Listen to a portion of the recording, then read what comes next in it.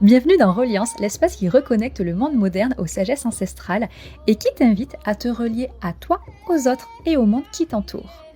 Je suis Audrey, femme médecine and spiritual life and business coach. Chaque mois, je pars à la rencontre de femmes et d'hommes autochtones qui partagent leur savoir, leur enseignement et leur vision du monde. Je vous partage aussi mon propre chemin d'entrepreneur spirituel et de femme médecine qui a choisi une manière plus consciente de vivre et d'entreprendre. Ici, on partage, on s'inspire et on ose créer la vie qui nous fait vibrer. Alors si toi aussi, tu es prête à révéler ta médecine et à rayonner dans ta vie et dans ton entreprise pour contribuer au monde de demain, sois la bienvenue dans la communauté Reliance. Ensemble, plongeons au cœur des cultures des peuples premiers et explorons comment ces précieux enseignements peuvent guider notre vie personnelle, spirituelle et entrepreneuriale. Bonjour et bienvenue dans Reliance. Aujourd'hui, je m'en vais à Wendake rencontrer Anora Collet, la chef gastronomique du restaurant La Traite. Ensemble, on va parler de la cuisine autochtone afin de la connaître un petit peu plus précisément. Vous allez voir qu'il y a certains clichés, certaines méconnaissances concernant ce sujet-là et on va parler de tout ça ensemble. Elle nous expliquera aussi comment est-ce qu'elle a réussi à allier modernité et tradition dans son art culinaire. Et puis pour finir, Anora nous a réservé une petite surprise qui va se passer directement en cuisine avec elle. Donc comme d'habitude, si le sujet vous intéresse, n'hésitez pas à liker, à partager et à commenter, ça nous fera extrêmement plaisir de vous lire, on vous répondra en commentaire bien entendu. Si vous ne voulez pas manquer un seul épisode de Reliance, n'hésitez pas à vous abonner et à activer la petite cloche pour recevoir les notifications.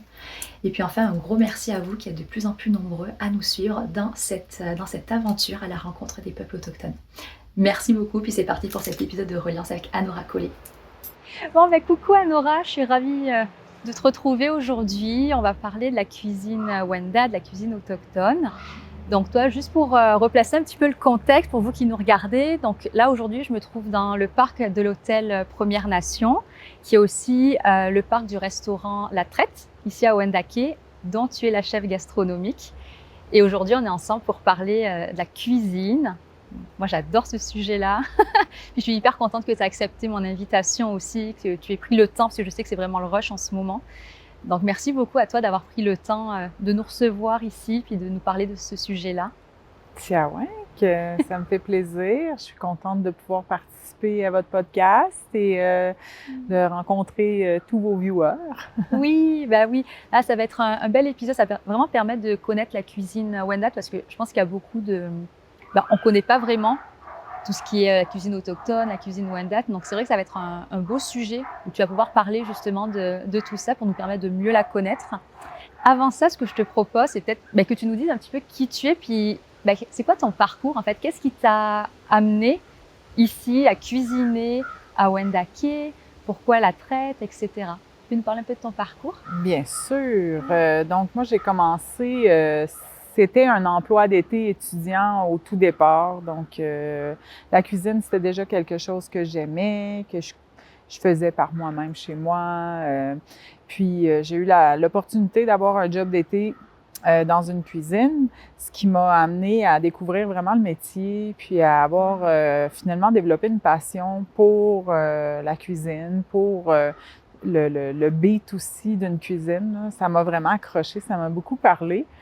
Donc, mon parcours a commencé comme ça, puis je suis allée étudier, en fait, j'ai fait une technique au cégep, qui est un niveau collégial au Québec. Ouais. J'ai appris l'administration de la cuisine, puis tous les cours de base là, également avec les classiques là, qu'on a besoin de connaître. Oui, toutes les techniques de base. Exactement. Ouais. J'ai travaillé en restauration. Ensuite, j'ai travaillé pour un service alimentaire également là, au niveau d'une épicerie. Puis, tranquillement, pas vite, je me suis fait de l'expérience en restauration, tout ça. Puis, à l'arrivée de ma deuxième fille, j'ai eu un service traiteur pendant un bon moment aussi. Là, que j'ai développé. Oui, j'ai développé un service traiteur avec toujours en tête l'aspect autochtone, parce que je faisais ça ici à Wendake. C'est là que tu as commencé à intégrer la cuisine autochtone? Ou est-ce Ouais, qu'avant, dans tes expériences d'avant, tu le ben faisais? un peu à l'école aussi, là, Ah ouais? on me demandait souvent, tu sais, par mes origines, Ouais. tel ou tel ingrédient est important chez vous, ou c'est quoi, comment vous l'exploitez, comment vous le travaillez. Fait que déjà là, ça m'a un peu amené la puce à l'oreille que sans le savoir, j'avais une identité authentique Clairement. et différente Ouais. des autres. Puis ça m'a aussi amené à faire des lectures aussi sur le sujet, à vouloir approfondir un petit peu là, ces connaissances-là. Parce que c'est sûr que, tu sais, au niveau de la chasse, la pêche, tu sais, nous, on y va en famille, puis, tu sais, mais Ouais. c'était tellement bien ancré en moi que, tu sais, j'avais pas l'impression que, tu sais, c'était inconnu des autres, là. Ben Donc, oui. c'est ça. J'étais toute jeune aussi, là. Puis après ça, ben en fait, de fil en aiguille, là, j'ai poursuivi dans le domaine de l'alimentation pendant plusieurs années, ce qui fait que maintenant, j'ai j'ai 30 ans et plus d'expérience là, Ah oui, en arrière OK. de la On cravate. dirait pas. Oui, c'est ça. Quand Ah je oui! le dis moi-même, je suis comme sous le choc Ah oui, encore, non, là. non, Ouais, OK. c'est ça. Ça fait quand même 30 ans que je travaille dans le métier. Ouais. Puis, c'est ça. En fait, l'année dernière, quasiment jour pour jour aujourd'hui, je Oui. fête mon première année d'anniversaire ici à la barre du restaurant La Traite. Ouais. Puis c'est une très grande fierté pour moi de pouvoir explorer et exploiter et partager aussi là, toutes mes connaissances, puis les beaux plats qu'on développe ici pour les gens, soit de la région qui viennent manger ou soit les gens de l'extérieur qui n'ont jamais connu ce type de plat-là. Donc, pour moi, c'est vraiment important, puis ça me fait vraiment chaud au cœur de pouvoir échanger puis partager toutes les connaissances, puis en même temps, je trouve que c'est une belle façon aussi de voir la réconciliation aussi entre les nations, parce que à travers un bon repas, il y a beaucoup d'échanges, il y a du partage, il y a de l'amour aussi. Ben oui. Des fois, il y a des petites chicanes, mais tu sais, le but, c'est d'échanger puis d'essayer le plus possible de se comprendre. Fait que je pense que par le biais de l'alimentation, c'est vraiment quelque chose Ouais. qui passe mieux puis qui est facile. Ah, mais Ça donne vraiment. vraiment, ça casse la glace puis Oui, c'est ça parce que nous c'est un aide. moment convivial, en fait, Et voilà. quand on est autour d'une bonne table, d'un C'est bon ça. repas. Voilà. C'est facile d'ouvrir, de s'ouvrir, puis tu sais, Oui. on commence sur des bases, si on se connaît pas, mais là, ah oui, c'est bon, ah, c'est quoi ce produit, ah, c'est quoi ci, c'est quoi la technique de tout ça. Fait que tu sais, on ouvre les conversations, puis après ça, c'est beaucoup plus facile d'échanger là, par la suite, là. Clairement, clairement. Donc, toi, si je te pose la question, qu'est-ce que ça représente pour toi le fait de cuisiner ici? C'est vraiment le lien à ta culture, le fait de la promouvoir? Oui, c'est fait de promouvoir ma culture beaucoup, Ouais. d'amener les gens aussi dans ma communauté pour voir aussi l'actualité de nos communautés autochtones aussi, là. Oui, parce qu'à la traite, il y a aussi des personnes de la communauté qui viennent pour découvrir la cuisine. Absolument. Eh oui, c'est pas Absolument. que les touristes Non, non, non. allochtones qui viennent, Non, etc. non, non, non, Ouais, non. On a beaucoup de gens issus des milieux professionnels qui viennent prendre le dîner à la traite, qui viennent faire des déjeuners d'affaires, qui viennent profiter de nos installations au 3e étage pour les banquets, pour se ressourcer aussi. On a eu beaucoup de ressourcement aussi qui s'est fait, là. Donc, les gens viennent prendre une chambre, ils restent ici, ils sont en haut en communauté, ils font leur échange qu'ils ont besoin ou qu'ils ont envie de faire. ouais. Que ce soit affaires, plaisir, de passage, on accueille tout. Oui, complètement. Ouais. Au niveau de ton inspiration, Mm. parce que moi je trouve que la cuisine, c'est vraiment de la créativité. Tu sais, on va chercher une inspiration ici et là. C'est quoi, toi, qui t'inspire dans la cuisine? Ben, je vous dirais, j'ai plusieurs inspirations, Ouais. dans le sens que, tu sais, j'essaie toujours de puiser à l'intérieur du garde-manger québécois. Ouais. Donc, tu sais, d'aller dans la forêt, ça m'inspire beaucoup aussi. De juste prendre le temps de s'asseoir, de regarder, d'écouter. Des fois, j'ai des flashs. C'est un peu comme de la méditation, un petit peu, là. Il y a vraiment ce côté-là. Sinon, il y a le calendrier Wendat Oui. qui m'inspire beaucoup aussi. Est-ce que tu peux nous en parler un petit peu, parce que les gens ne connaissent pas ce que c'est le calendrier Wendat? Effectivement. Moi, je l'appelle le calendrier parce que c'est vraiment défini. En fait, on a à l'intérieur de la communauté un endroit où surtout la recherche sur la culture se fait, la revitalisation de la langue, tout ça. Puis, ils nous ont pondu quelque chose de super intéressant. Donc, ce fameux calendrier que j'appelle Wendat, qui est divisé avec les solstices et les équinoxes. Puis, selon le moment, c'est comme sur le dos d'une grande tortue, c'est circulaire toujours. La fameuse pensée circulaire. Voilà, c'est ça exactement. Puis, on a les moments de l'année qui sont attitrés à plusieurs tâches de la vie quotidienne, c'est-à-dire la chasse, la pêche, qui est dans l'alimentation, l'agriculture, la cueillette. On a aussi là, tout ce qui est les travaux. Donc, à quel moment est-ce qu'on va cueillir le maïs pour faire sécher les feuilles de maïs pour en faire des poupées? À quel moment est-ce qu'on partage les légendes? Parce que on sait que c'est beaucoup, il y a plusieurs centaines d'années, une tradition orale. Mais chaque chose a son temps. C'est chez les Wendat parce que c'est très important. Les hivers sont extrêmement longs, extrêmement durs. Donc, pendant ces périodes-là, on reste plus à l'intérieur des maisons longues, on va plus faire du partage oral, les traditions, on va coudre tout ce qui est vêtements, on va tisser les filets pour aller à la pêche. Tu sais, il y a beaucoup de main-d'œuvre qui se passe à ce moment-là. Dans ce beau calendrier-là, moi, je vais aussi m'inspirer, que ce soit justement au niveau des légendes, que ce soit au niveau des moments aussi de l'année pour la trappe, la pêche, la chasse. Qu'est-ce qu'on peut aller puiser? Qu'est-ce qui est vraiment dans le bon timing, si je peux dire, pour rester aussi dans la tradition culturelle. Là, aussi, là. Je me souviens de la conférence que tu avais fait au Powwow, où justement tu parlais un peu des quatre saisons. Alors moi, ça m'avait fait penser à la roue médecine, tu sais, avec les 4 directions, les 4 saisons. Et puis, ben, il y avait aussi je sais pas si on peut dire ça, les 4, il y avait la pêche, la chasse, les plantes. On voyait que tu respectais aussi un petit peu ce cycle, en fait, ces 4 domaines. Tu peux nous en parler un petit peu, comment tu intègres ça là dans ta cuisine? Je pense que c'est un peu inné, là, c'est-à-dire que tu sais, ça a toujours fait partie de qui je suis, puis de comment un peu j'ai évolué. C'est sûr que la chasse, la pêche, la cueillette, puis l'agriculture, c'est des choses qui touchent directement ma nation, qu'on pratique encore aujourd'hui, que moi, je pratique moi-même. Donc, j'ai un petit jardin à la maison, que je vais cueillir des petits fruits, des légumes. Je vais à la chasse, je vais à la pêche avec mon fils.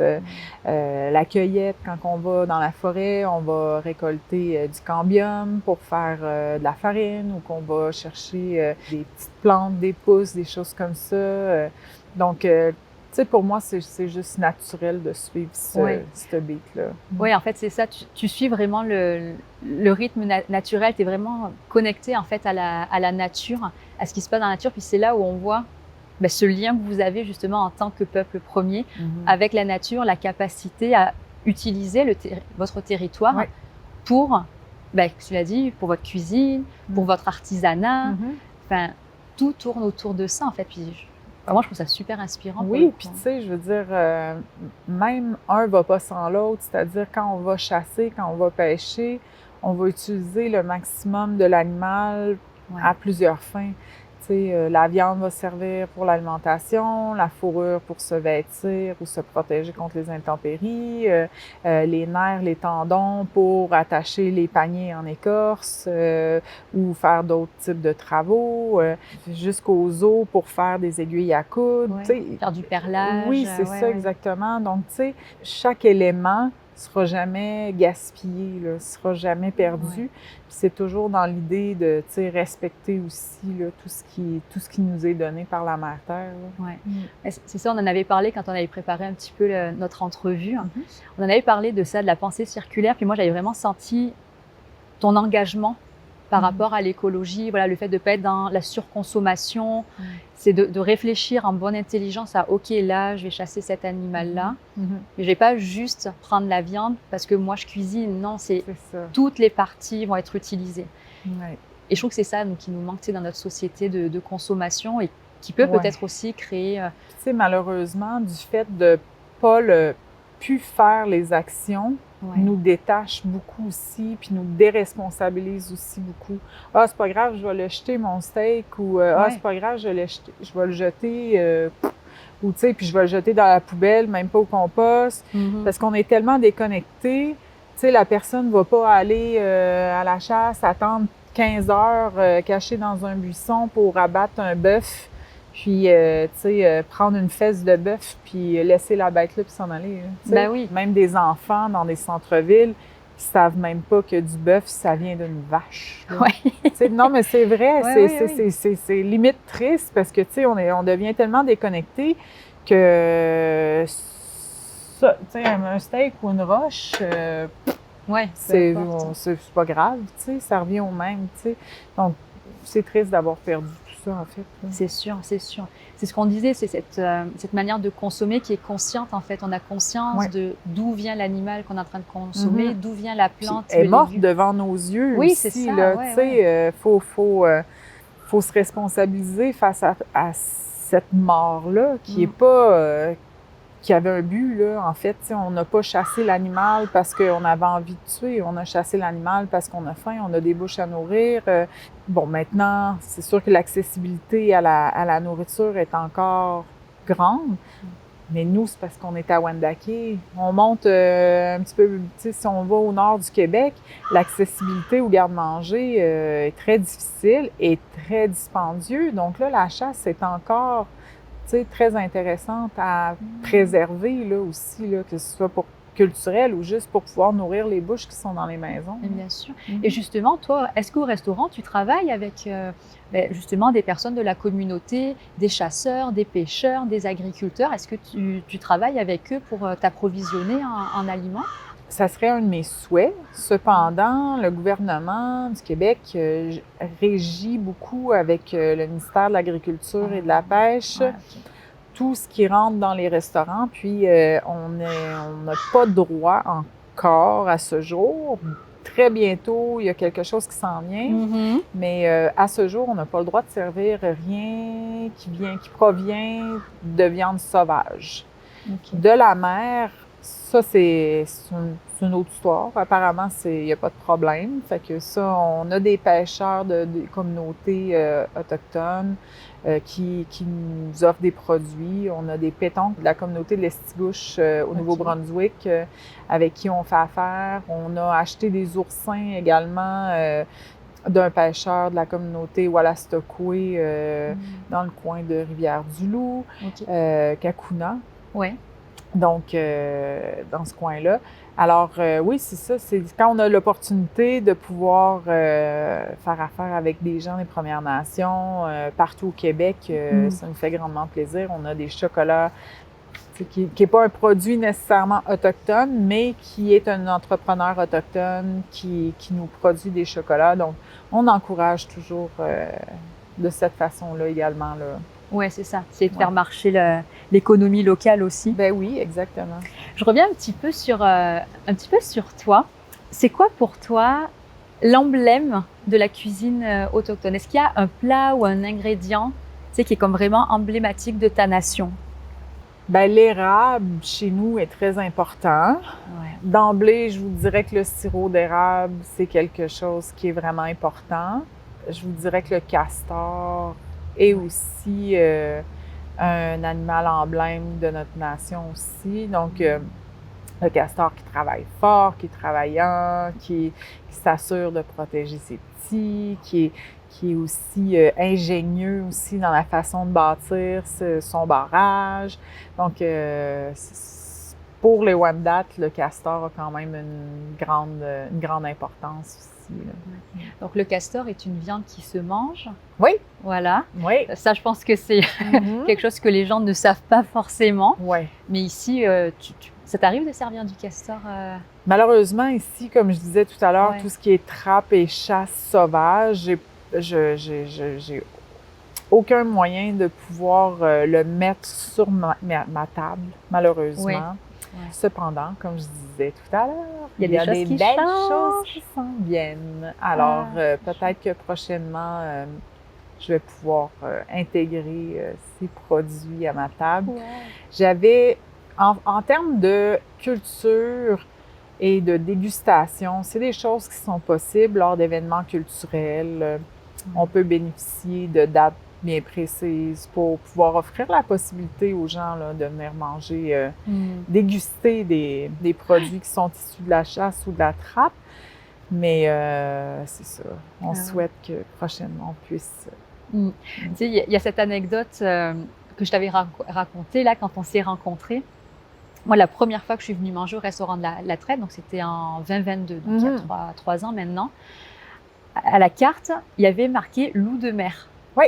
Puis moi, je me suis dit, oh, ben c'est cool, c'est du bar, notre petit poisson à nous. Ben non. Puis là, tu sais, j'ai mon assiette qui arrive, super belle et tout. Je commence à manger, je me dis, oh mon Dieu, qu'est-ce que c'est? C'est de la viande, c'est du poisson. Tu sais, j'arrivais pas à identifier. C'était vraiment, j'avais jamais goûté ça de ma vie là.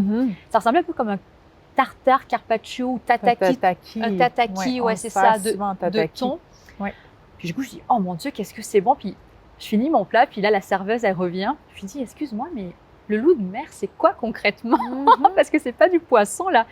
Et là, elle m'explique que c'est du phoque. Ouais. Et là, je fais, oh ben là, je viens de manger du phoque. Donc, tu sais, j'étais comme partagée entre, oh mon Dieu, mais ça se mange vraiment, je viens de vraiment manger ça. C'est un peu choquée parce que culturellement, ben, nous, on n'en mange pas. Ben non. Et là, je me dis, wow, mais quelle belle expérience.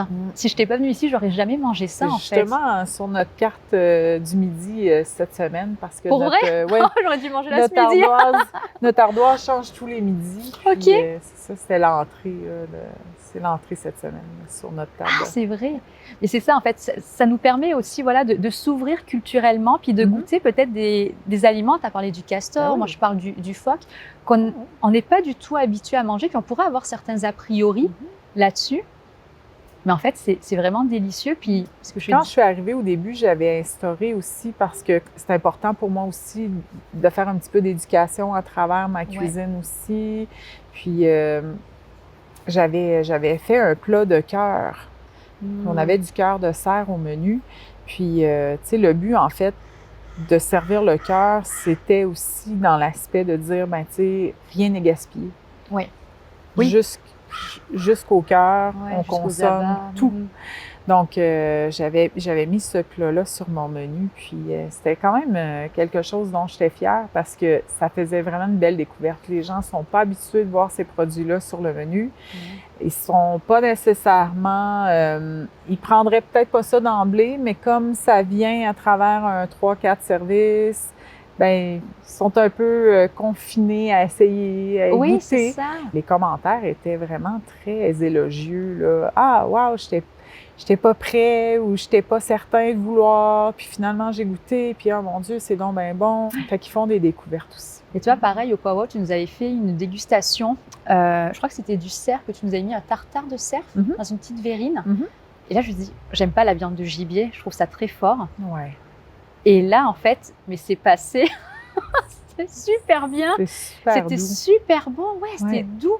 Mais je pense que tu serais capable de me faire aimer des trucs, tu sais, comme les tripes, là. Je suis pas capable de manger ça, mais avec ta cuisine, je serais capable d'essayer et d'aimer, je pense, parce que c'était vraiment raffiné. Oui, puis, tu sais, on prend le temps de bien préparer les choses. Tout à l'heure, j'avais justement quelqu'un qui venait pour une entrevue, justement, pour venir travailler chez nous. Quand il est rentré en cuisine, il était impressionné de voir autant de monde. T'as combien de personnes, là? On tourne autour d'une vingtaine de personnes. En haute saison, ça monte à 25, là, environ. Là, ouais. Donc, que en cuisine, là, on parle pas que en des cuisine, serveurs. non, on parle pas de serveurs, de suiteurs, de commis, etc. Là, vraiment juste en équipe cuisine. Pour la plonge, être cuisinier, premier cuisinier, sous-chef, chef. Donc, c'est une grosse équipe, il était surpris. Oui, il était surpris de voir ça, mais tu sais, on doit travailler les produits, fait que on n'a pas de produits qu'on arrive puis qu'on sert. C'est tous des produits qui demandent du temps, de l'attention, du travail, que ce soit le bout de salicorne qu'on va transformer un petit peu afin d'y donner une texture différente. C'est rare les produits qu'on va laisser tels quels, puis on va aussi travailler nos rejets, si je peux dire. Si on travaille une soupe avec le maïs, on fait un potage à base des 3 sœurs. Quand on le passe au chinois pour enlever la pulpe, là, si on veut, nous, on récupère ça, qu'on fait sécher, qu'on transforme en poudre pour vraiment avoir, encore une fois, toute l'idée du circulaire, toute l'idée du non-gaspillage. Oui, c'est ça, zéro gaspillage. Voilà, complètement. Ça, Tu as parlé, là, rapidement, des 3 sœurs. pour moi, c'est quelque chose qui est quand même assez emblématique Ouais, de votre cuisine, de votre tradition. Ouais. Est-ce que tu peux nous expliquer qu'est-ce que c'est les trois sœurs? Les trois sœurs, en fait, c'est en fait 3 plantes qui poussent les 3 ensemble. En fait, on les a surnommées les 3 sœurs parce qu'elles s'entraident entre elles. Donc, on a le maïs qui pousse au centre, qui va servir de tuteur aux haricots. Et les courges vont venir à la base de ces 2 plantes-là pour venir procurer de l'ombrage, puis garder l'humidité au sol. Puis aussi sur le branchage des courges, on a souvent des petites épines qui viennent aussi aider à la protection pour empêcher les petits rongeurs de se rendre au maïs pour pouvoir venir manger notre récolte, en fait. Puis ça c'est une technique qui est quand même ancestrale parce que je la vois sur des anciennes gravures, des anciennes peintures. Donc c'est-à-dire que déjà à l'époque, il y avait cette connaissance, ou en tout cas cette intelligence de l'agrologie, je ne sais pas comment on peut appeler ça, mais d'utiliser la symbiose entre les plantes pour favoriser la croissance. Oui, parfaitement. Puis, tu sais, c'est une culture qui est à travers les Premières Nations, à travers l'Amérique, là. Ce n'est pas seulement que l'Amérique du Nord, là. On peut descendre jusqu'au sud de la pointe du Mexique, au Pérou. Tu sais, il y a beaucoup de nations là, qui ont utilisé ces techniques-là d'agriculture. Donc, c'est pas juste propre à nous, les Wendat, là. Mais oui, effectivement, quand on parlait tout à l'heure d'aliments emblématiques, effectivement. Mais comme ça nous représente pas nous uniquement, mais l'ensemble de l'Amérique. Bien sûr. C'est quelque chose qui est comme qui nous unit. Ouais, c'est un point commun entre toutes les nations à travers le continent américain, en fait. Complètement. Ouais, c'est impressionnant. Je travaillais avec un chef issu d'une communauté, c'était White Mountain, qui est proche du Texas. Là. On approche vraiment du Mexique. Puis on échangeait aussi sur certains produits, sur les trois sœurs, sur certains aliments, comment traiter, tu sais, ci, puis ça. Puis c'était vraiment intéressant de voir à quel point, tu sais, à quelque part, là, ça se marie. Bien puis sûr. on retrouve des origines un peu communes. J'adore. Mm. Puis avec les trois sœurs, il y a la fameuse soupe. La sagamité. La sagamité, c'est ça, oui. Si je dis pas de bêtises. Okay. Non. La sagamité, oui, c'est quelque chose qui a été répertorié dans presque tous les écrits là, des gens qui sont venus de l'Europe vers le Canada. Donc, c'est une base de bouillon avec viande ou non. Puis les trois sœurs. Donc, on retrouve maïs, courge, haricots. C'est souvent très, très apprécié. Oui, c'est bon. C'est vrai que c'est très bon. Quand c'est bien préparé, c'est très, très bon. Oui, quand c'est bien préparé, voilà.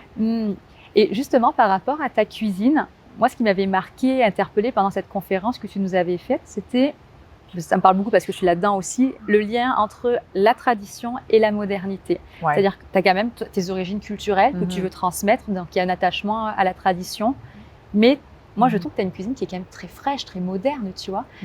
Tu peux nous en parler un petit peu? Comment est-ce que tu fais ça? Pourquoi? Bien sûr. En fait, tu sais, quand on regarde la cuisine traditionnelle à proprement dit, en fait, c'est pas une cuisine qui est nécessairement, surtout pas gastronomique, qui est à la base une cuisine plus de survie. Tu sais, ils faisaient des grands festins à des moments très précis là, pour les échanges, pour aussi mélanger les familles aussi beaucoup, là, pour pas qu'il y ait de consanguinité, ce qu'ils avaient compris déjà à l'époque, qu'ils avaient bien compris à la base. Donc, c'est pas une cuisine qui pourrait être intéressante là, à consommer là, vraiment dans le day-to-day. Donc, l'idée, c'est de faire découvrir les produits qui sont issus de cette alimentation-là, de cette cuisine-là, mais d'en faire des plats qui sont étonnants, surprenants et nouveaux et qui apportent une dynamique différente aussi au produit initial. Là. Donc, quand on parle de la courge, on peut la travailler sur différentes façons, que ce soit séché en chips, que ce soit confit au sirop d'érable, que ce soit en purée, en potage, en accompagnement, en mets principal. Tu sais, il y a 100 000 façons de préparer la courge. Puis, ce qui est intéressant, c'est qu'il y a aussi une grande variété de courges. Donc, ça nous permet aussi de t'amuser, en de fait. nous amuser, Ouais. de twister, d'offrir vraiment des choses différentes. C'est d'intégrer le plus possible aussi les produits qui sont issus des Premières Nations à l'intérieur des produits qui représentent les Premières Nations. Je ne sais pas si je m'explique bien. C'est quoi la différence entre les deux? En fait, ce qui représente les Premières Nations, tout à l'heure, on parlait des Trois Sœurs. Ouais. Puis les produits qui sont issus des Premières Nations, c'est exemple le sirop d'érable qui va avoir été fait par un membre d'une communauté ou d'utiliser un mélange d'épices qui est donné, qui est produit par quelqu'un d'une autre communauté. Ça, pour moi, je trouve que c'est important. Puis, tu sais, d'être le plus proche culturellement et de faire la découverte, en fait, de plusieurs, tu sais, des produits de façon différente aussi qu'on s'attend pas aussi, là, tu sais, avoir une bouchée, justement, de loup marin qui nous fait faire un voyage, qui nous transporte. Tu t'es assis, tu as mangé, tu t'attendais à quelque chose, finalement, c'était pas du tout ça, tu as fait une belle découverte, c'était impressionnant, c'est surprenant, puis, tu sais, c'est quelque chose que tu n'aurais pas d'emblée peut-être choisi. S'il avait été marqué phoque, tu sais, je suis pas sûre que ton œil a fait « Ah ouais, c'est ça que j'ai envie de manger aujourd'hui. » je suis pas sûre non plus, C'est ça. Tu sais, parce qu'il y a cette... tu sais, culturellement, je pense c'est comme un conditionnement là de « Oh, est-ce que vraiment je me laisse tenter? » Après, je suis un peu curieuse et aventureuse, donc peut-être que je l'aurais fait quand même. Peut-être quand même. Mais tu sais, c'est ça. C'est important là, de garder... les origines, puis les yeux ouverts. Et justement, je me posais la question, Anoura, comment est-ce que... Parce que tu vois, par exemple, la langue Wendat, on sait qu'elle a failli disparaître, puis qu'il y a des gardiens du savoir qui travaillent fort pour essayer de la récupérer, de la revisiter, tout ça. En termes de cuisine, est-ce que ça a été la même chose? Comment est-ce que tu récupères, entre guillemets, ce savoir-faire ancestral? En fait, c'est beaucoup de l'apprentissage personnel, là, dans le sens que, tu sais, puis de l'expérience, puis de sonder aussi, là, tu sais, j'ai fait plusieurs projets sur l'alimentation des Premières Nations. Donc, j'ai fait beaucoup de lectures, je suis allée faire, tu sais, j'ai eu beaucoup d'échanges avec des aînés, on a travaillé sur des livres de recettes, on a travaillé sur des projets ponctuels, des choses comme ça, puis juste à l'oral aussi d'échanger, ah, nous, on faisait ça, ou ça, il faut que ça soit travaillé de telle façon pour enlever tel goût qui est moins, c'est ça, l'amertume ou le goût très prononcé du castor, par exemple. Tu sais, il faut qu'il soit extrêmement bien dégraissé parce que c'est un peu comme l'agneau. C'est un animal qui a une graisse sur la fourrure qui est très, très odorante, donc très goûteuse. Donc, si on ne dégraisse pas comme il faut, ça se transfère à la viande, c'est moins bon un peu, là. Comme quand on va manger un agneau très gras qui va goûter très, très fort la laine, là. Je sais pas si ma référence vous parle, mais je vois ce que tu veux dire. C'est ça. Tu sais, quand on va voir en ferme un petit agneau, puis qu'on on le flatte, puis qu'il est tout mignon, puis là, on sent l'agneau. C'est que la viande vient que, c'est ça, ça goûte ça. Fait que les anciens aussi nous transmettent beaucoup aussi l'information également. Et justement, toi, t'es maman. Est-ce que tu as hérité des recettes de ta maman que tu transmets à toi? Ben oui, puis tu sais, même la cuisine de ma maman, je la partage avec mes visiteurs. Ah, c'est vrai? Ouais. Ah, c'est quoi là, le plat à la carte qui est la recette familiale? Là, il n'est pas là, mais à mon arrivée, j'avais travaillé une chaudrée de palourde. Ben, pas vrai, j'ai pas travaillé une chaudrée de palourde, j'ai travaillé une chaudrée de la mer ici. Mais qui partait d'une recette de ma maman que j'ai twistée, que j'ai retravaillée, justement avec, tu sais, la notion toujours des pertes et tout ça pour faire mon fumet, récupérer, machin.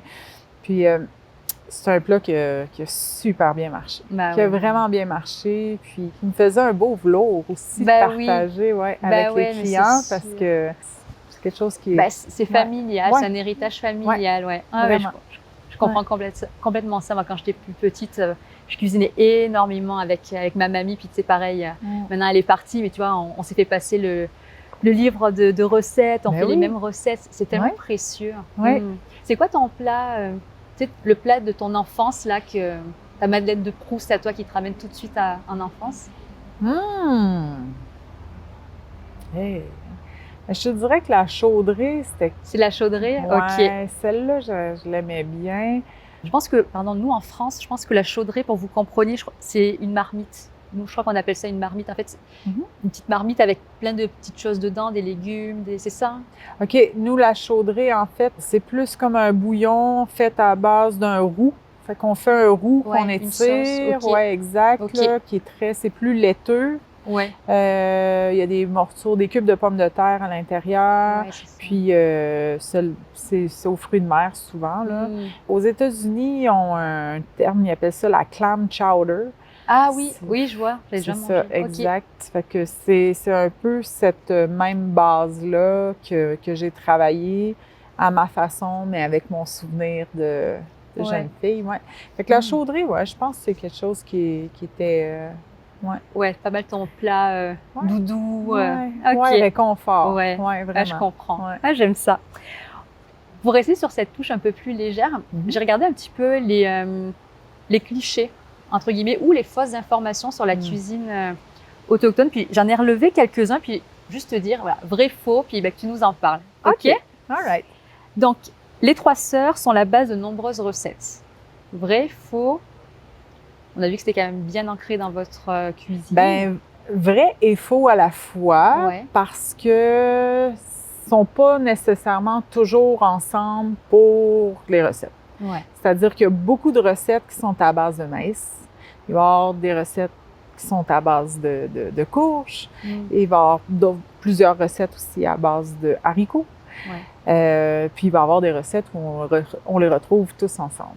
Donc, vrai et faux. Vrai et faux. OK. Alors celui-ci, je pense que ça va beaucoup surprendre nos auditeurs. Le sirop d'érable est un aliment autochtone d'origine. Absolument. Ouais.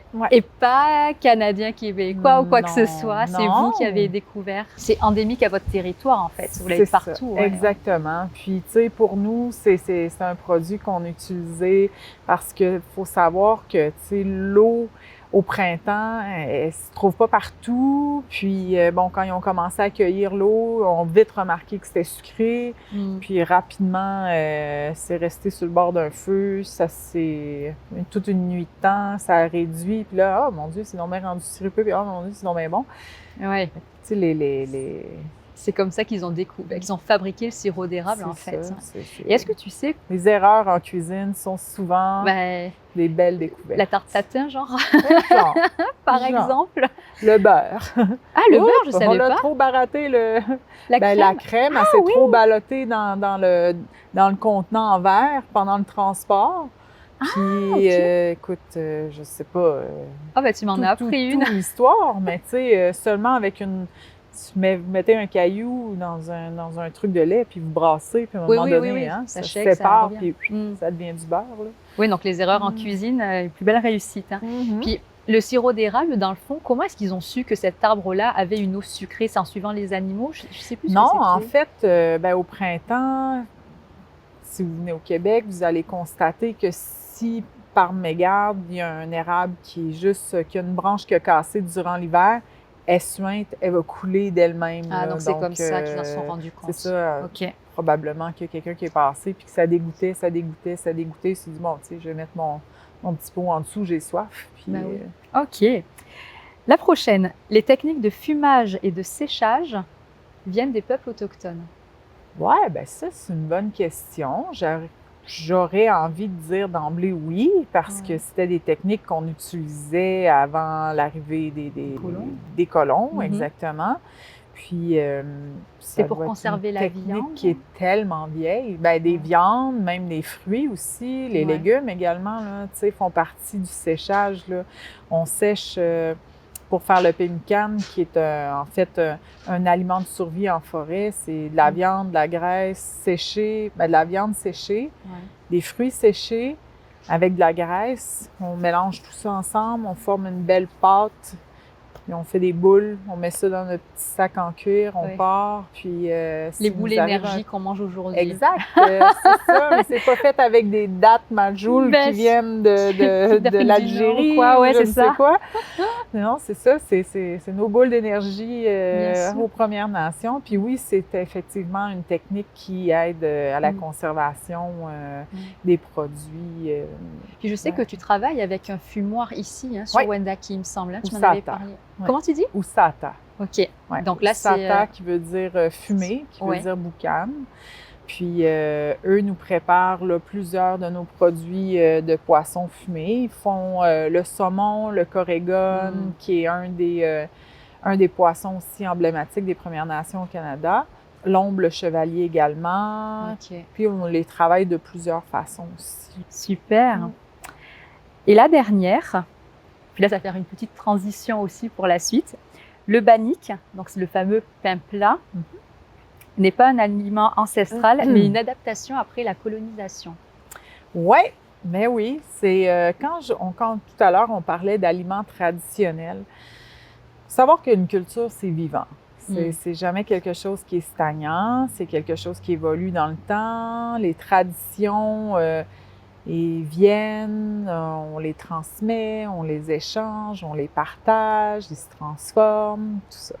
Donc, tu sais, quand on part de cette idée-là, de cette connaissance-là, le pain bannick est effectivement arrivé avec les Écossais au Canada. Donc, quand les Écossais sont arrivés et ont montré, parce que nous, on ne connaissait pas la farine de blé, là. Nous, on avait la farine de maïs, on travaillait la farine de maïs. Donc, le pain traditionnel, à proprement dit, des Wendat, c'est le pain andatarone. Le pain andatarone était fait avec la farine de maïs. OK. Et le pain bannock, qui est le pain plat des Écossais, a été transmis aux Premières Nations du Québec avec l'arrivée. Puis les gens l'ont juste adopté. Puis depuis une centaine d'années, un petit peu plus, les gens des communautés travaillent le bannock avec la farine de blé. Ouais. Super. Bon, ça, puis tu vas nous amener tout à l'heure dans la cuisine pour fabriquer ensemble le bannick. On va voir ça, comment est-ce qu'on le fabrique. Mais juste avant de clôturer cette entrevue, j'ai envie de te poser la question, ça serait quoi le message que tu aurais envie de partager, de transmettre? Un message du cœur par rapport à la cuisine ou à ta culture? Le message le plus important, je crois, c'est que les gens arrivent ici avec une ouverture d'esprit, de se faire des nouvelles connaissances aussi, d'apprendre des nouvelles choses, puis d'avoir envie d'échanger aussi avec les gens, puis de laisser peut-être de côté les stéréotypes aussi, parce que depuis ma tendre enfance, avec le visage que j'ai, mes yeux bleus, mes cheveux blonds, les gens, tout de suite, la première chose qu'ils nous disent, c'est quasiment, c'est correct parce que c'est étonnant pour eux, mais à la longue, ça devient un petit peu... ça devient une insulte aussi de me catégoriser aussi sur mon apparence. C'est-à-dire que, tu sais, ça, je trouve ça un petit peu plate. Donc, tu sais, ça serait d'avoir l'ouverture d'esprit, puis, tu sais, d'en apprendre un petit peu plus avant de critiquer aussi. Bien sûr. Ouais. De venir avec c'est un peu négatif, hein, mon truc, j'aime pas ça. non, c'est pas négatif, c'est de venir avec le cœur grand ouvert, en fait. Oui, c'est ça le message. Puis de pouvoir bénéficier aussi des nouvelles connaissances qu'on reçoit aussi. Clairement. Trop bien. Merci beaucoup, Anora, pour cette belle entrevue. C'était chouette. Ciao, Akinen. Comment est-ce qu'on dit bon appétit? Tu sais comment? Yakuyo. Yakuyo. Yakuyo. Oui. Il va falloir que je m'entraîne sur celui-ci, ça va faire un nouveau mot à apprendre. Ouais. Merci beaucoup. Puis on va passer sur la bannick. On va aller voir ça. Oui, absolument. Cool. Allons-y. C'est parti. Go. Donc, Audrey, tu vas m'apprendre à faire une bannick. Je vais t'apprendre à faire une bannick. Une vraie bannick bien écossaise avec tous ses attributs. C'est vraiment un truc très simple. Donc, c'est vraiment quelque chose qu'on peut faire avec très peu d'ingrédients. Puis qui va donner un pain qui est très dense, qui est quelque chose de très soutenant. C'est sûr que il va y avoir des particularités que je vais t'expliquer pendant les étapes qui vont être importantes à respecter pour que ça me donne quelque chose de bien et de bon. OK, parfait. Donc, on part sur une farine blanche. Celle-là est à base de blé. Là. Donc, c'est du blé, tout ce qui est plus standard comme farine d'usage. Une T45, T55, quelque chose comme ça? Voilà. Ouais, OK. Exact. Ça n'a pas besoin d'être de la farine à pâtisserie ou à boulangerie nécessairement. Si on a de la farine tout usage, ça fonctionne très bien aussi. Okay. On va avoir besoin de sel et on va avoir besoin de poudre à pâte. De la pâte à lever, de la levure instantanée rapide. Oui, levure instantanée rapide, oui. Voilà. Levure chimique, on appelle ça. C'est ça, levure chimique. Puis de l'eau. C'est ce que tu as là? Oui, okay. C'est ça, puis de l'eau. Habituellement, pour faire une bannique plutôt standard, c'est environ 4 tasses de farine, 90 ml de poudre à pâte, 30 ml de sel, puis plus ou moins 500 ml d'eau. OK. Mais ça dépend de l'humidité de la farine, ça va dépendre de tout ça. C'est marrant parce que tu comptes ta levure et ton sel en millilitres. Oui, en cuillère. C'est des cuillères à soupe, des cuillères à thé. Okay, fait que là, je suis en train de vous convertir ça pour quelque chose qui vous parle un petit peu plus. Comme j'ai un peu moins de 4 tasses là, dans mon bol, j'ai réduit un petit peu mes quantités. Donc, je vais avoir une cuillère à thé de sel, puis une cuillerée à soupe et demie de poudre à pâte. Ouais, OK. Fait que, on met la farine, on y va avec tout ça. Là, nécessairement, on est habillé en noir, hein? Oui, oui, comme ça, on se met pas de farine. Couleur. Si on avait mangé du spaghetti, on aurait été en blanc, mais pour la cause, on s'est habillé, on s'est vêtu de noir. Fait qu'on s'assure de bien distribuer la levure partout dans la farine, question que ce soit homogène. C'est ça, que ça se passe bien. C'est ici que ça se corse, pour vrai. Il faut être très, très parcimonieux dans notre dosage d'eau pour atteindre une texture. Puis ce qui est important aussi, c'est de ne pas trop brasser. On ne veut pas venir trop développer le gluten, on ne veut pas trop travailler pour que ça devienne une balle de rebondissante. OK. Fait que, on va y aller avec la demi ou le quart de notre quantité. Dans le fond, tu fais un puits puis tu rabats la farine dessus comme une pâte à gaufre. Exact. Okay. Puis on vient ajouter encore un peu. Ce qu'on veut obtenir finalement, c'est pas quelque chose qui se défait. Fait que là, on voit que ça commence à se lier. Oui, ça commence à se lier, puis c'est là qu'on va arrêter de mettre de l'eau. Fait que là, quand c'est collant comme ça, c'est pas mal ça qu'on veut. OK. C'est vraiment étrange, mais... Tu sais, ça me fait penser à la pâte à sel qu'on fait quand on est enfant. Oui, pour faire les décorations. Oui, de Noël, exactement, ouais, c'est ça. Exact. La même texture. C'est vrai. Donc, c'est une recette à faire avec les enfants, en vrai. Absolument. Ouais, hein? Salir les doigts, ouais, c'est ça. Coller. Ouais, les enfants adorent ça. Fait que rendu là, on a plusieurs options. Il y a 3 techniques en fait qui sont utilisées. On appelle le pain frit aussi. Il y en a qui vont tout simplement prendre un chaudron en fonte. Ils vont mettre la moitié d'huile, puis ils vont carrément prendre la pâte au complet. Ils vont la mettre dedans, ça va être une pâte frite. OK. Deuxième option, c'est de la faire directement dans la poêle de fonte à feu quand même doux. Puis elle va cuire, on va la tourner, on va la tourner, on va la tourner, on va la tourner, jusqu'à ce que quand on prend le pain puis qu'on tape dessus, ça fait un résonnement de tam-tam. Vous avez déjà entendu. Oui. Quand on a un beau bruit de tam-tam bien creux, c'est que notre bannique est prête. Mais nous aussi, pour les raisons de volume et tout ça, et de temps, nous, on la fait cuire au four, qui donne un excellent résultat également. OK. Tu la mets à combien? Nous, on la met à 350 durant 1h15. Oui, 350 Fahrenheit. Degrés 7. Vous ferez de la conversion. Voilà. C'est pas non plus de tête. Non, nous, on est en pouces, en mètres, en kilos, en livres. Ah, c'est tellement compliqué ça, mais oui. Okay. On est partout sur les échelles. C'est comme ça. Vive le Québec. Donc, 350 Fahrenheit. 350 Fahrenheit durant 1h15. 1h15, ah oui, hein, c'est long. 1h15. OK. 75 minutes, ça nous donne un pain bannique qui est... OK. pour nos besoins. Ben oui. Et là, la magie de la vidéo. Et la magie de la vidéo. On va pas attendre 1h15. En fait, nous, on utilise des plats ici comme ça qui sont avec un fond très épais. Puis, on met une bonne couche d'huile dans le fond. Fait qu'on fait 2 formats. On le fait en grand format comme ça pour pouvoir faire les sandwichs smoked meat. OK. Puis, on le fait dans des formats ronds aussi là, pour les déjeuners, en pain d'accompagnement avec confiture, beurre, etc. Donc, Super. voilà.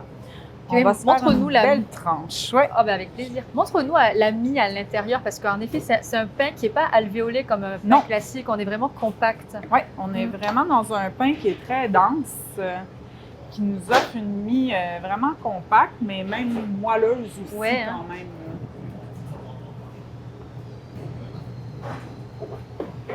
On met une petite assiette. Ça. Ben super, ben merci beaucoup pour la belle recette. Ça fait plaisir. Oui. Si jamais les auditeurs veulent en faire puis veulent avoir une belle découverte, ils vont avoir eu la technique. Ben parfait. N'hésitez pas à nous dire en commentaire d'ailleurs si vous faites la recette. Ça sera plaisant de voir ça. Là. Ben oui, ça serait vraiment le fun. Puis ben nous, on va vous laisser là-dessus parce qu'on a des bons petits toasts qui nous attendent. À tantôt!